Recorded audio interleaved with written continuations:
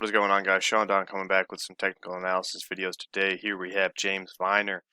Did an analysis on him, I think maybe a few 5-6 months back. I can't exactly remember, but here he is, 5K. He said this is from a session when he PB'd with that 5K, and as you'll see, this throw not exactly the best, but we're going to analyze it anyways, because everything good, every throw, good or bad, in between has use, especially when it comes to figuring out your technical flaws. I think your bad throws are probably better to look at sometimes.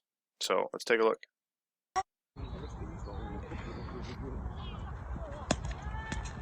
Oh, you twat! Yes, you twat.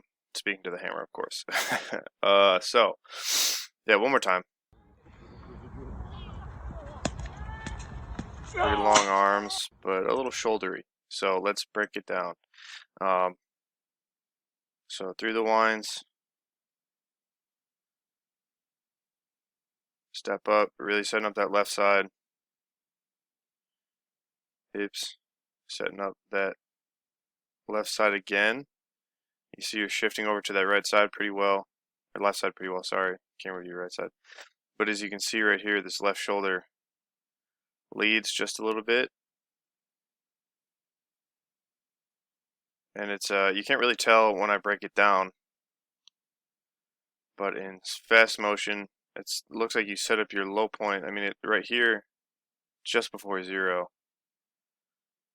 But then after that, your low point shifts to just after 0 after that first turn. And then it shifts even more.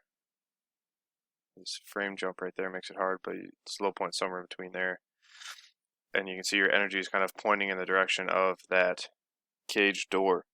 So, I mean, the entry is nice and flat, relatively speaking. But you got to relax that left shoulder a little bit. Relax the arms a little bit. Be a little bit more patient. As you can see, as the ball goes through 0, this left shoulder kind of goes up and back a little bit. As you come off that heel, that left shoulder needs to stay out over that left leg a little bit more. Think about feeling the ball.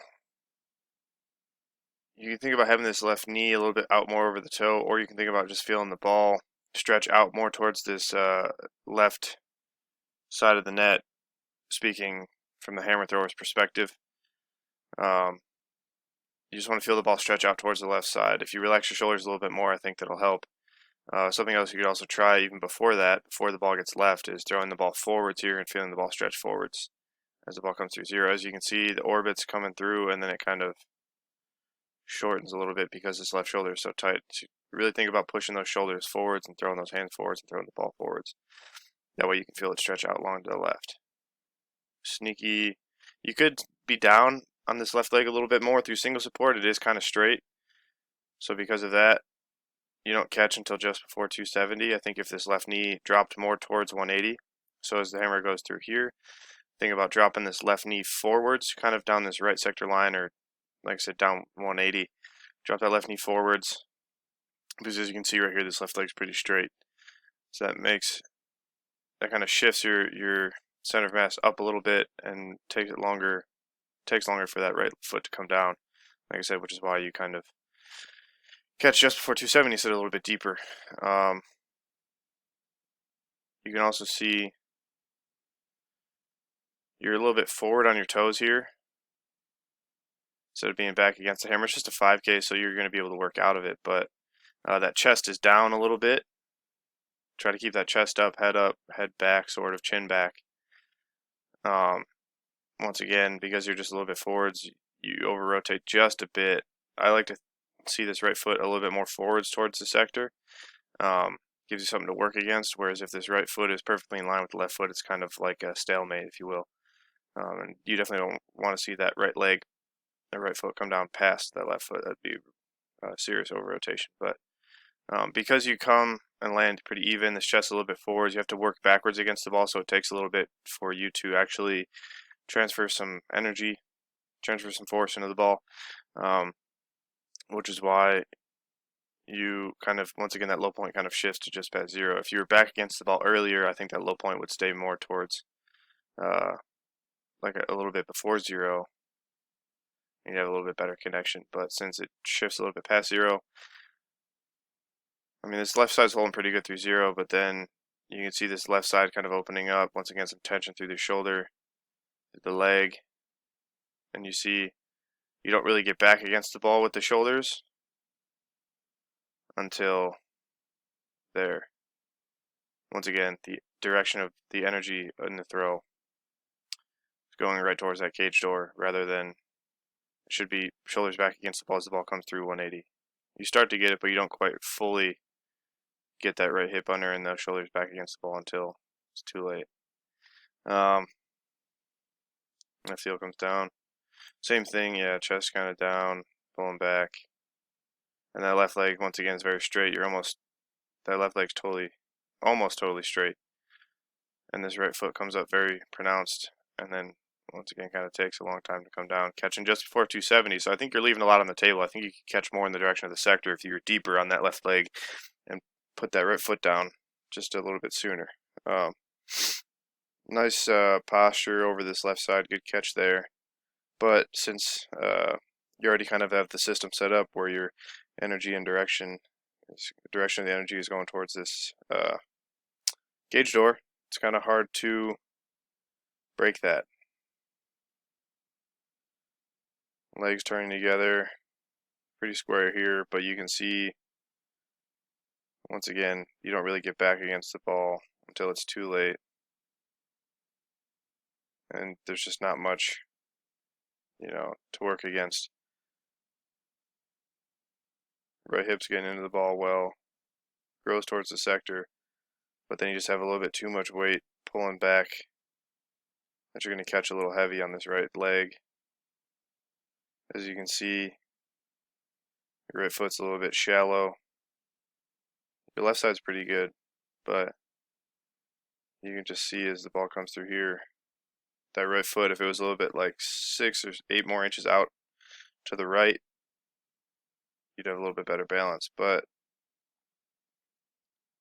same thing as in the previous turns, this left leg straightens out too much. Especially once you get onto that toe, you can see how straight this left leg is. You're up, and then you stay up. As you can see in the hammer orbit, it actually grows in the direction of the cage door. You want the hammer to grow in the direction of the sector of 180.